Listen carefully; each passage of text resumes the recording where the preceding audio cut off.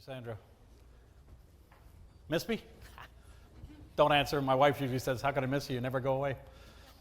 So we talked about leadership, and now I'd like to just spend a couple of minutes just touching on mentoring because it's a really important subject. And the thing is mentoring has grown in importance in many organizations. But again, I have a simple definition for mentoring.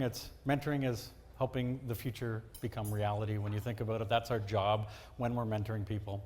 And the thing is the reason mentoring has become somewhat more important in many organizations is because I believe there's no more mailrooms. And what I mean by mailrooms is once upon a time, in many organizations, you could start in the mailroom, in the warehouse, in the clerical department, and work your way through the organization as you gained your skills, but you understood the culture and got to see the organization operating. That doesn't exist anymore because we now hire people and we expect them to be fully baked. It doesn't matter how old they are. And they do come with all the technical skills required, whatever that happens to be. But the one thing we're missing is those soft skills that they don't have a chance to develop because they used to do that a long time ago as corporations trained people and mentored them and brought them through the organization. It was a bit of an osmosis type of thing. So what I'd like to do now is just spend a few minutes and just touch briefly on what mentoring is and sort of the responsibilities of both parties. But before we can have any kind of conversation on mentoring, we need to establish the boundaries between coaching and mentoring. One's not better than the other, they're just different. So, coaching tends to be skills related, whereas mentoring tends to be the big picture. And as you look at coaching, it tends to be very specific, task oriented. We take corrective action when we're coaching somebody, whether it's how they put together a strategy, it doesn't matter. It tends to be corrective. Whereas mentoring is more positive, it's more directional, it's more long-term as we look out over the future and we're having that higher level conversation with an individual about their potential skills or the situation. At the end of the day, coaching is about the how, whereas mentoring is about the why we do things. So now that we have that out of the way, I've come up with kind of the 3 R's of mentoring, if you wish. And they are simply respect, responsibility, and results. So I'd like to just touch on each one of those briefly. So we'll begin with respect, and it has 2 parts to this. The mentee, and that's what you call it, believe it or not. I didn't know that for a long time. People being mentored are called mentees, not mentorees. So the respect is mentees. Mentees need to respect the mentor's time that they're allocating to the situation. And many times, whether it's in a corporate environment or an organizational department, there's limits, and you need to respect that and be on time and be available when it's scheduled. You need to respect their advice. I mentor, and I have mentored a number of people, and one of my roles is a mentor at Invest Ottawa for startups and existing business owners. But what I find is a lot of the younger people tend to poo-poo some of the older individuals, not like me, but they don't necessarily get it. And the thing is the advice is coming freely, and it tends to be from somebody who has been there, done that. So the mentees need to respect the advice they're giving. I have a simple line that I tell people: take what you need, leave the rest. I really don't care. It's not about me. It really is about you, so take what you can. The mentees need to respect the boundaries. Just because you now have a mentor, it doesn't mean you're best friends forever. And we get to drop by and party with you and all that, invite to dinner. That's not the relationship that this is taking. It really is corporate and work related. So we need to respect those. Just because you're working with a senior individual, aka senior in position, it doesn't mean you're partying on Saturday night. And the biggest thing is mentees need to understand that the mentor may not know. They need to respect that they're not necessarily the great Oz behind the curtain. And the thing is the mentor, if they don't know, will typically find out because that's what they're there for. But at the same time, there is an opportunity for the mentee to then go out and discover some information on their own. Not to be left off the hook, the mentors have responsibilities, have to respect the mentees. You need to respect their opinions, and that's what I find that, I have a saying, the older I get, the less I like people, so I get really cynical. And so when I'm dealing with sometimes the younger people, I have to remember that their idea may not mesh with my idea, but between the two, there's probably common ground. You need to respect their dreams. And because you know what? It costs nothing to dream. And it's really not proper for the mentors to poo-poo somebody's idea of their future and what they want out of life. They can help guide, but you really have to respect their dreams. And you need to understand that it's about the mentee. As a mentor, it's not about you. I've seen it time and time again when a mentee asks a mentor a question and they prattle on for 25 minutes. I have a simple theory. It's an 80-20. The mentee does 80% of the talking in the situation. And it really is to be focused on them. And you need to respect their confidentiality. As mentors, you need to respect their confidentiality. The first time I gave this presentation was in a small area in Western Quebec, and the thing is small towns, everybody knows everybody.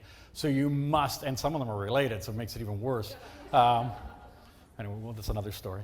So you need to respect the confidentiality that they have. And the same applies at work. And what I realized in the small communities is if I'm working with Bob or Mary, and I tell somebody, and I work with a lot of business owners, and all of a sudden Bob or Mary is having a problem with their business. They may not. They may just be needing some advice, but now it spreads through the neighborhood that, oh my God, their business is in trouble. And the same applies at work, so you need to be careful how it's structured. So the second one is responsibilities. I said there are 3. This is the second one. So the mentee, the responsibilities the mentee has to the relationship is you got to take charge of your own development. It's not just sit there as a bump on a log and absorb and say, okay, tell me something I don't know. That's not the case. You need to be able to share that information with the mentor. You need to provide feedback. Are the mentors providing you the information you need? Is that the direction you want? Because mentors they don't read minds, so help them out and guide them a little bit in terms of what your individual needs are as a mentor. And a mentor could be anybody. It doesn't necessarily have to be boss-subordinate relationship. It's just somebody that has the knowledge that you need.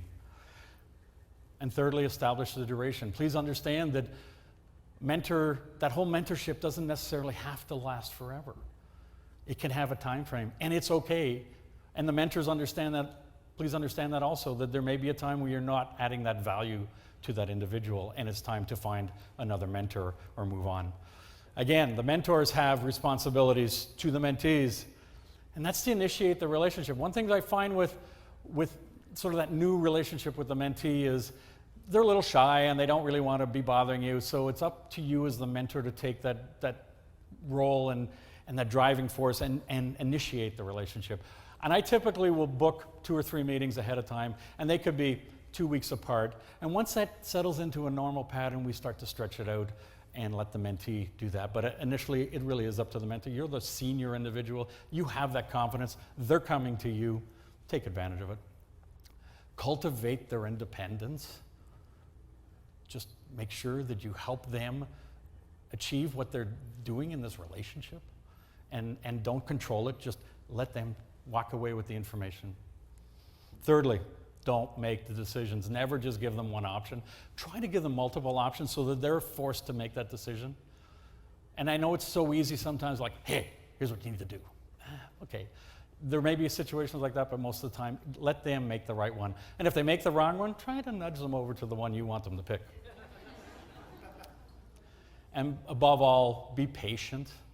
They may not be as good as you are today, but they're probably as good as you used to be. Please remember that.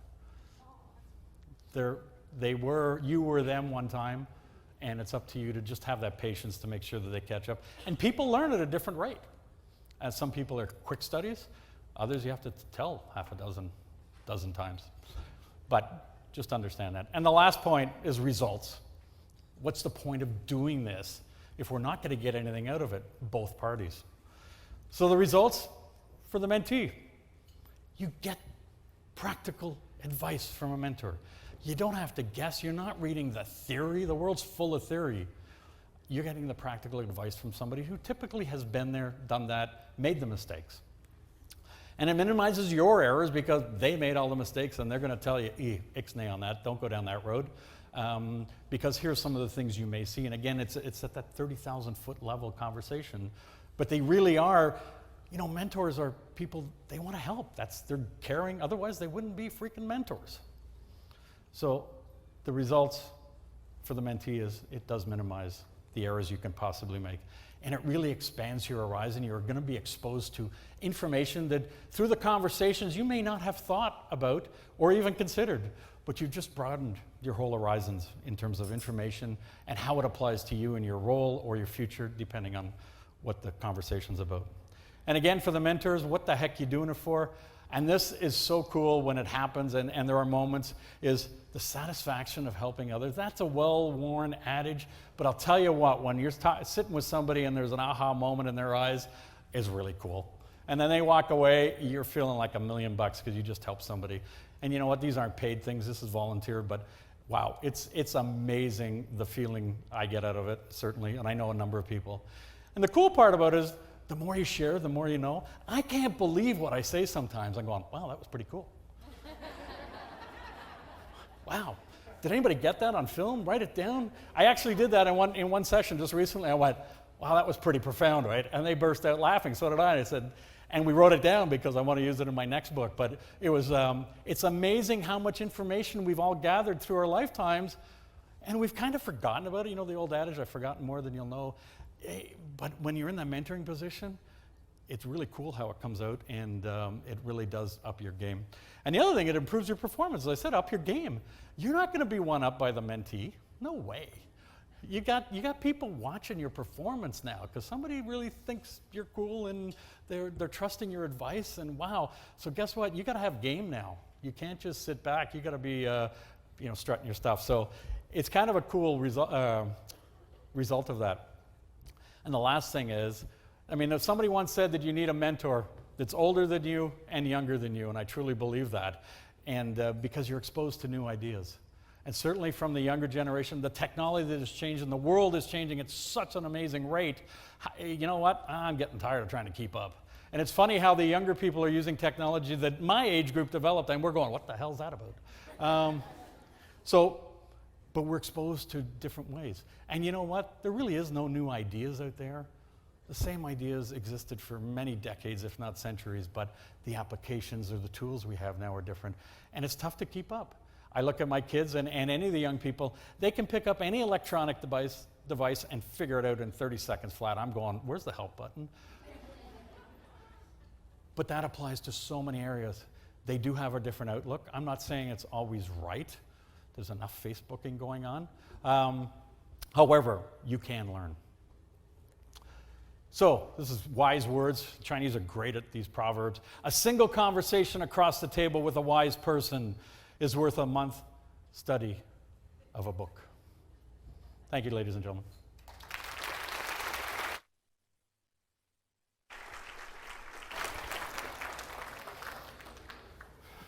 And I'm back. I got to get a hat so you know what I'm doing up here. Okay, now I'd like to call up Constant Wrigley-Thomas and Kathy Steffen, two members of the Trillium Chapter Board of Directors, to come forward and present this evening's first two awards.